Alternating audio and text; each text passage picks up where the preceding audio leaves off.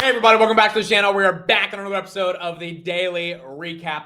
Thank you everybody for being here. It is officially Monday, brand new start to the week. First of all, I just want to say thank you to everyone who reached out and said happy birthday today.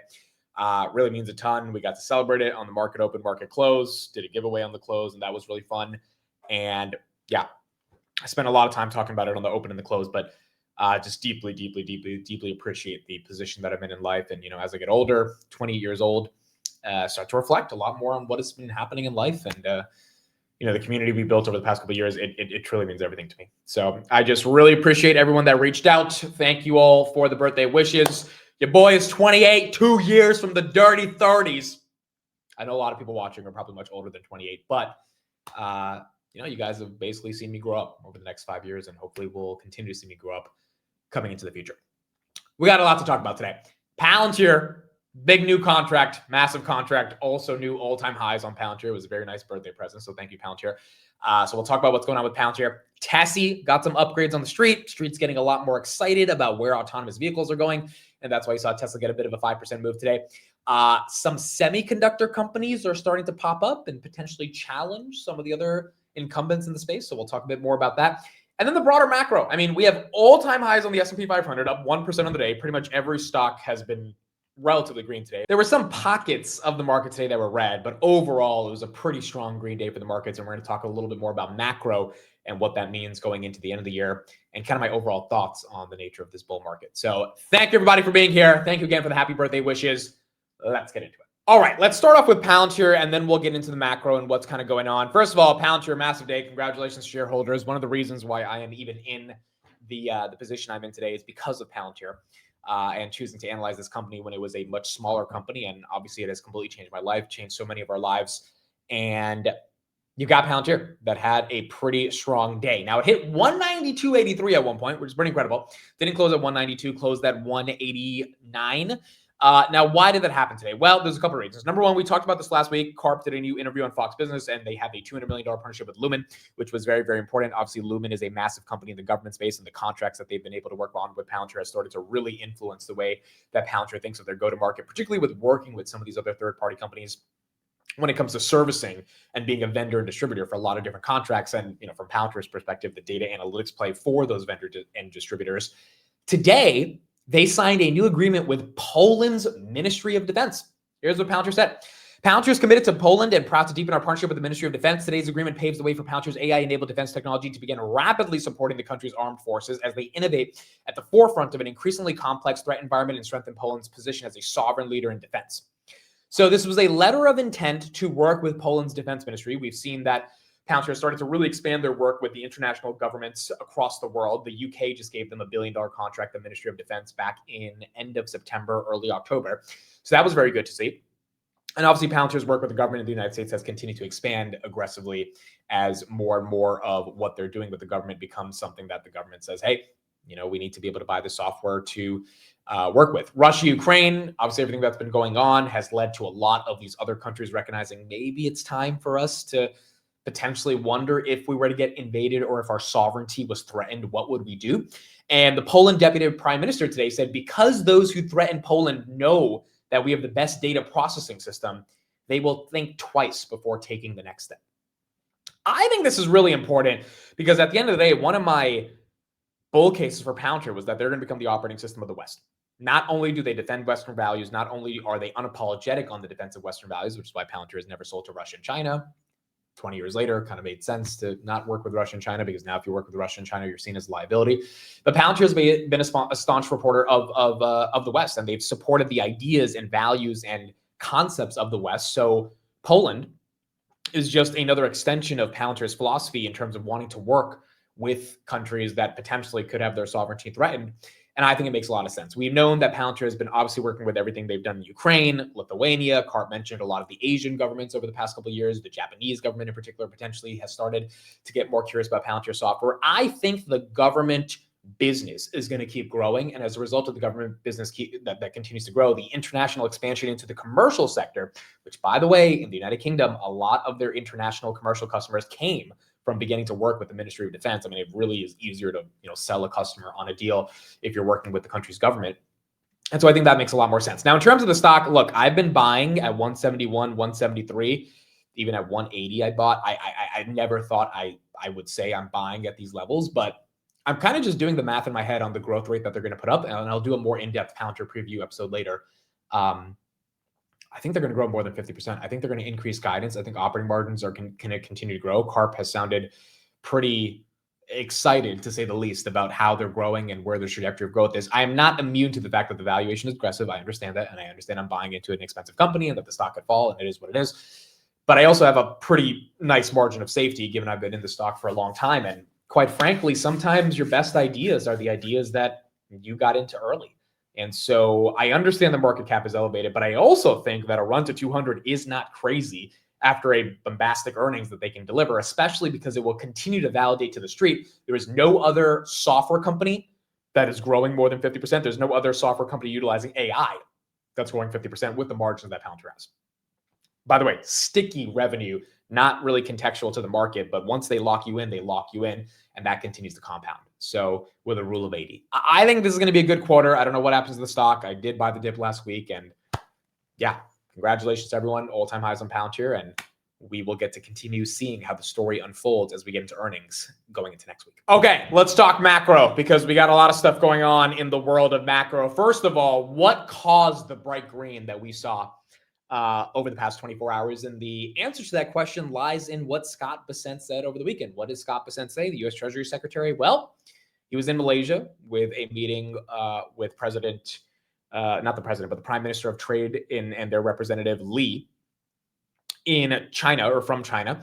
And the conversations were really good. I mean, we didn't get that many specifics on the conversations outside of the fact that the rare earth minerals and metals, which, by the way, the reason why those stocks declined today is because it looks like the China tensions are not that aggressive. So the domestic producers of the rare earth companies are not that rare, ironically.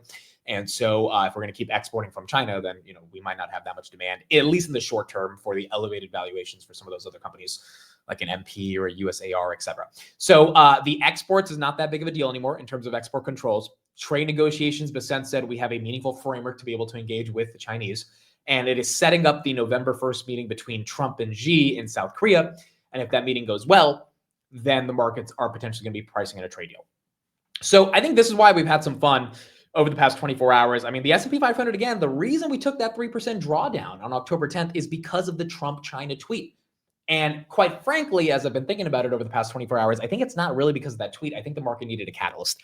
And that catalyst ended up being that tweet. And as a result of that tweet, you had the windfall of stocks finally taking a breather, which in August, they didn't take a breather. In September, they didn't take a breather. In the summer, they didn't take a breather. The last time they took a breather, literally, was April, when we had a 2% down day. It was 5 months until we had that drawdown until October 10th. Now, what does this mean for the broader market? You've got rate cuts coming up on Wednesday. I'll be live pretty much all day on Wednesday, so that's going to be a massive day. We don't know if we're getting rate cuts, but there's like a 97% chance we're getting rate cuts. You have earnings growth. Wednesday, we also have Microsoft, Google, and Meta. I don't know how we're going to manage that on the market close, but we've got all those earnings, so we'll be taking a look at that. So you got earnings growth that's coming up from the big tech companies. So far, earnings have been pretty good across the board. We talked about that last week. You've got rate cuts coming. And then you've got trillions of dollars on the sideline that is likely going to want to get some exposure to what's going on in the stock market if the earnings continue to do well. Not to mention, you also had a drawdown of 3% on the S&P 500. So individual names took, a 10 to 15% hit. But that was just the good companies, like a Robinhood and a Nebius, which have started to recover very well. The companies that aren't as fundamentally sound, and I'm not saying they're bad companies, I'm not saying they're piles of shit. I am just saying objectively, like when you don't have any earnings and revenue and you're getting a $20, $30 billion market cap, the question is why? Like really what is out there that's creating all this momentum, all this capital flowing into the company itself? Is it hype? Is it a narrative? Or is it the idea that there will be projected massive earnings growth in the future and the street wants to pull that forward? Which, by the way, the street does that on Tesla. It's just Tesla also does $100 billion in revenue and has $40 billion in cash. The street does that with Apple. It's just that Apple buys back $100 billion of stock, and it's Apple. It's one of the most important companies on the planet. So seeing these smaller companies get these multiples and then get a drawdown that has been pretty aggressive. I said it last week, and I don't mean to sound like someone who wants these companies to fail. I have no shorts. I have no puts, nothing like that. It doesn't really make my life better if these companies go down. I just think as a broad market participant, it is healthy, and I think many people agree with this, to see some of these names lose some of the froth, because when that froth is in the system, the problem is it messes up the entire market. Now, it likely won't have an impact on NVIDIA and Amazon and all these other companies. But the problem is when there's that much euphoria and excitement, we've seen this happen over and over again over the past 100 years in the stock market. You tend to get massive drawdowns as too much money finds too much speculation. That speculation leads to disaster. So what I think has happened over the past couple of weeks, which is actually very healthy, is that a lot of that speculation came down the drain. Some of those stocks might never get back to all-time highs. Some of them might. And some of them are recovering, like Oklo, for example, went all the way down to 118. I think it closed today at 137. Its all-time high was 195. And at 137, it's still up 500% year to date. So it's not like I think anyone's complaining about the fact that they're in Oklo unless you bought at 195, which is, if you bought at the top or at the short-term top, it's just one of those things where, you bought really high. Same thing with MP Materials, right? If you bought a rare earth company at $95 and now it's at 60, it's like, you kind of bought into the momentum. And it is okay for that momentum to have a drawdown. The fact that the S&P 500 is back to all-time highs, Google's at all-time highs, Amazon's trying to push all-time highs, and you've got a lot of these names that have recovered but not really recovered, to me is very healthy for the broader like idea that the bull market can be healthy and continue, because you're seeing that froth get taken out. And that is okay. And again, it's not to say these are bad companies. It's not to say these companies can't succeed in the future. It's just to say these companies haven't put up the earnings growth. And unfortunately, if they don't continue to put up any earnings growth, which we have earnings coming up, and if you just don't see really good, solid earnings from any of these companies, I think the market is now in this, hey, we're not going to tolerate this shit type of mode. Like maybe these companies can put up nothing and just say, hey, give us another couple quarters. It's coming and the market's okay with that. But I think the market's also like, dude, Google's doing 115 billion of profits. And Google still doesn't trade at a 30 times PE. Google did hit an all-time high today. Why are we buying this that is promising us revenue in the future? And quite frankly, the market's not buying this. It's a lot of retail that's buying this. But a lot of retail might start to recognize, why am I not buying NVIDIA, Palantir, and Tesla? And these, even though those companies, you could say have aggressive multiples, they are real legit companies that are putting up earnings. I can disagree with the multiple, but I can't disagree with the fact that they don't deserve a multiple. And so I think the state of the markets that we're in right now is that if we have Fed cuts coming, we have earnings growth, we have China tensions that are potentially getting resolved, we have more geopolitical stability across the world, and we have a lot of the momentum that has been taken out. Again, the reason I'm harping on this point, it's very important to understand. In 2021, we had a meme stock ETF come out that was the top. It was the tippy top. And then by the end of, by mid 2023, after the 2022 bear market, 19% drawdown on the S&P, that meme stock ETF went away.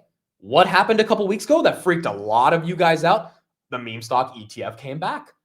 And it freaked me out too, because, as someone who cares about the health of the bull market, I'm just like, bro, like if there's a literal ETF where you could trade meme stocks and it's getting a ton of trading volume, that means there's a lot of people ready to chase more and more names. I mean, literally ticker symbol ASST went up 50% today because someone with 200,000 followers tweeted about it.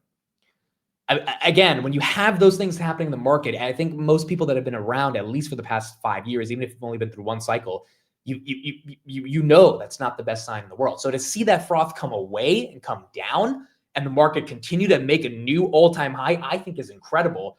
And if those names put up good earnings, they will probably get their multiples again or grow into their multiples because they deserve it. If they don't, then they won't, which is fine. If NVIDIA doesn't put up the growth, NVIDIA doesn't get a multiple either. And that's how it should be. In the stock market, if you can't grow, if Grab, which I love and I think can break out to $10 by next year, if they can't put up the earnings growth, they should not get a multiple. So I think we're in a market that is relatively healthy. And, a lot of the bears that are listening to this are probably going to get mad at me for saying this, but I do think that the drawdown of momentum and people forcing themselves to ask themselves, why do I own these names, which everyone has to do regardless of whatever name you own, like it forces you in a drawdown to say, is this a fundamental company I deserve to own? That is what's been happening over the past couple of weeks. And as a result of going through those pains, we're able to now see some gains. And so I think it has been a relatively strong cycle over the past 2 weeks. November tends to be the best month of the year, on average up about 4.5% going into the end of the year. So I think we are entering into a good time. And if we can get these earnings and rate cuts, that should only continue to propel the bull market. Okay, Tessie. Let's talk about Tessie. We got some pretty good updates in the world of Tesla. Cantor Fitzgerald raised the price targets 510. Here's what they said. Tesla disclosed that volume production of its Cybercab, Semi, and Megapack 3 are all on track for fiscal year 2026, which we see as significant. Lastly, Tesla also disclosed that it expects a significant increase in CapEx for next year. Overall, we remain bullish on Tesla over the medium to long term, and we continue to see meaningful future upside from energy storage and deployment, FSD, Robotaxi, Cybercab, Semis, and Optimus bots. We maintained our overweight rating and recently increased our price target from 355 to 510. That's a pretty big upgrade from Cantor Fitzgerald. They're basically betting on the robotaxis and FSD story starting to materialize in 2026, which I think they're going to be right about. I don't know how much that impacts earnings, but we will see some like more probably progress on like actual deals and things of that nature, even if the earnings catalyst is in 2027. So that's really important. Then you've got Morgan Stanley's Adam Jonas, who's been a Tesla analyst for a long time, saying, I'm calling it. Autonomous cars are solved. Do I mean 6 or 7 nines to the right of the decimal? No, perfection never, but enough to pull the safety driver at scale in major metros. Here's what he said. From our discussions with Tesla, it appears the only thing preventing Tesla from pulling the driver in its own abundance of caution. Our understanding is that there is no explicit regulatory approval required to pull drivers in Texas. A passive optical only AV system would seriously challenge the conventional thinking of many in the robotaxi community. Tesla truly believes that the radar and LiDAR do not make its cars any safer. It is our long-standing opinion that if you solve autonomy for cars, you solve autonomy for many of the other form factors of AI-enabled robotics. So you've got a lot of these Wall Street guys coming out and saying, look, we know the earnings aren't that impressive. We know they're growing negative 30% year over year, but Tesla is the manifestation of physical AI when it comes to robots and FSD. And I haven't tried FSD 14 yet. I do have to download it. I know Elon said anyone has the chance now to use it and download it. So I'm excited to use it. But I mean, FSD is pretty damn good.